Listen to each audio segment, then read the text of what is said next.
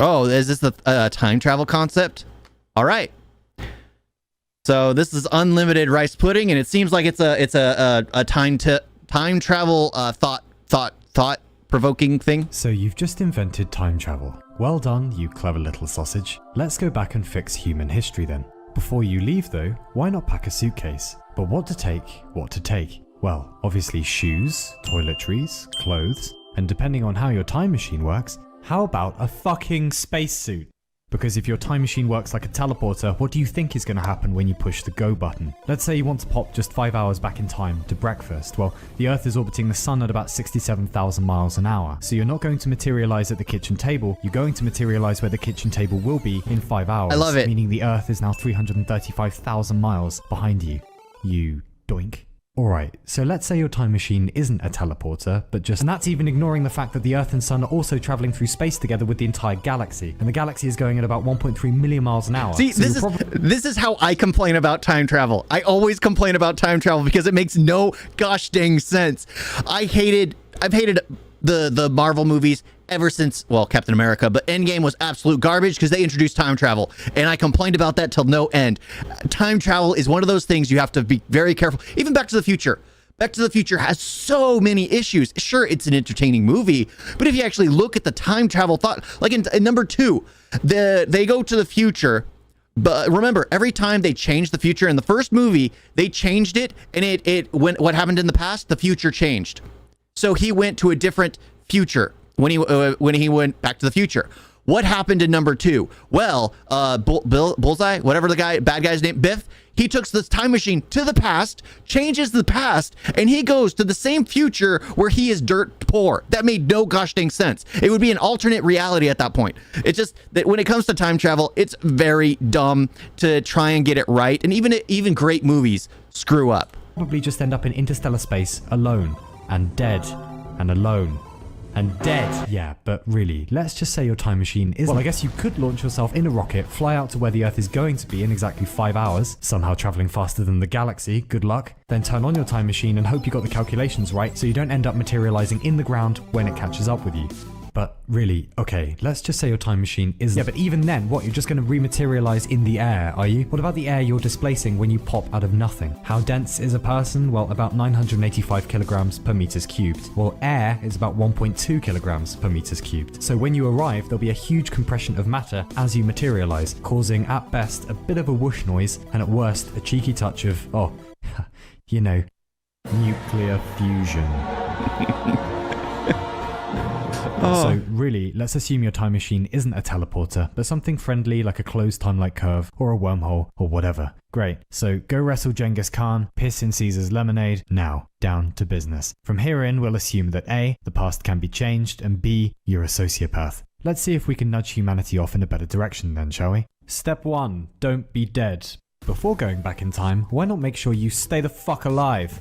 Pack antibiotics, lots and lots of antibiotics, especially doxycycline if you're going anywhere near the bubonic plague. If you run out of antibiotics, and under no circumstances do this unless you are in fact a stranded time traveler, you can make very improvised penicillin by leaving moldy bread until it goes bluish. Also, if you aren't getting water from a well or the rain or an aqueduct, how about don't drink that shit ever? Boil all of your water first, then you'll need to filter it. Find something bottleish, add a layer of charcoal, layer of sand, hooray and a cheer, you just beat diarrhea. Step 2. Get clever. Before you go, read up on the basics of steam power, harmonic oscillators, pendulum clocks, germ theory, modern military strategy, monarchic history, the schematics of the printing press, and all the card tricks you can stand. Use a mnemonic technique to commit stuff to memory. A good one is the person action object system. Let's say you want to remember the dates of, I don't know, solar eclipses for no reason in particular. We'll aim for memorizing about 30 of them, so pick ones in the time and location of whichever era you're going to. Now you'll need to remember the date of the eclipse and the exact time of day. Now come up with at least 10 people, 10 actions, and 10 objects. So let's say we're trying to remember the number 326. Well, 3 in the people list is Winston Churchill, 2 in the objects is wash, and 6 is a unicorn. So Winston Churchill washing a unicorn. 326 is easy to forget, but good luck getting that image out of your head though. Next, memorize any embarrassing secrets we now know about the monarchy of the time you're going to, and congratulations, you now have the foresight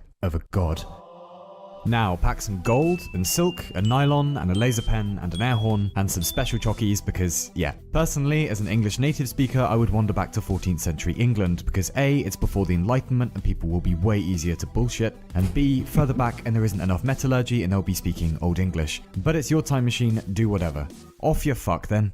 Upon arriving, if I were you, I would rig your time machine so you can't possibly go back before whenever you've landed. Otherwise, if you screw up, you might be tempted to go back again and again and interfere with yourself, creating a shitstorm of temporal paradoxes. Anyway, welcome to the past. It smells weird and everyone talks funny. So step 3 then, become a living deity. But first, remember that English is a bit of a work in progress, and even just decades back from our own century and you'll sound suspicious. Stick to the 100 most common words in modern English and you'll hopefully be alright. Still, if you open your mouth in public, you're boned.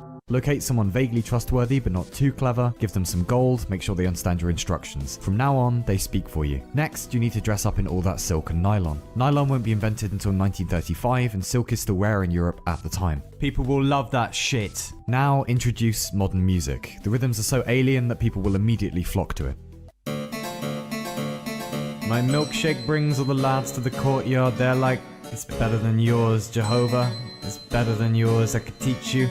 But I'll check with the priest. Grand. Next, go out in the streets and get your...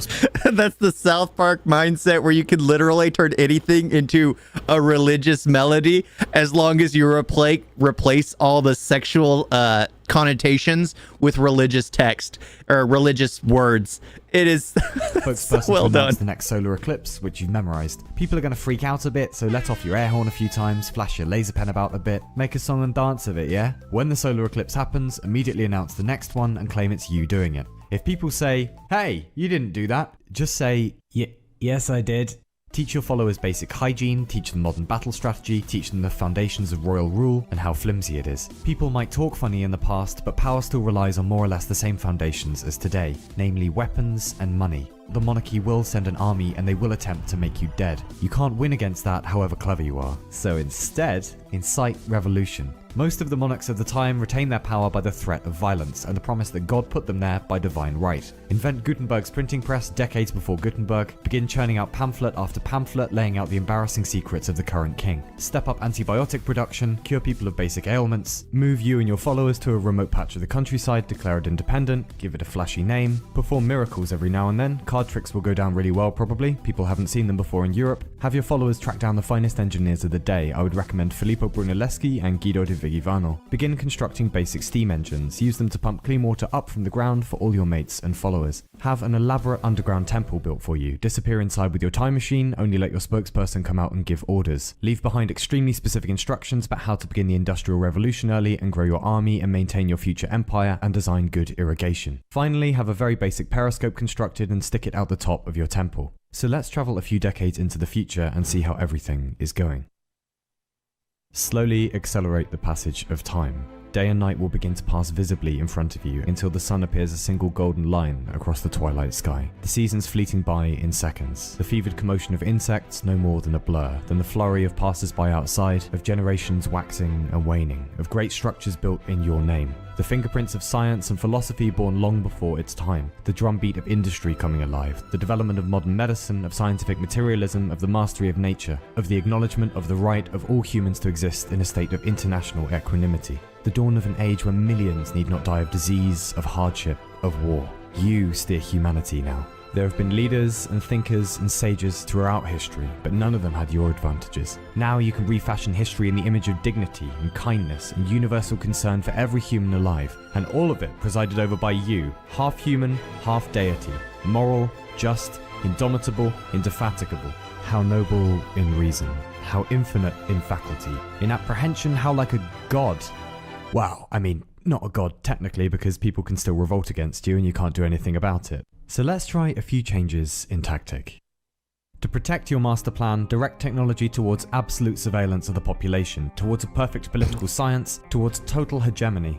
It's funny, the thing he's talking about, the past, just kind of reminds me of the Vatican. It has its own secret, it has its own government, it has its own army. The fact that it's the Pope talks to God, all that stuff is just like, is that how they got to there?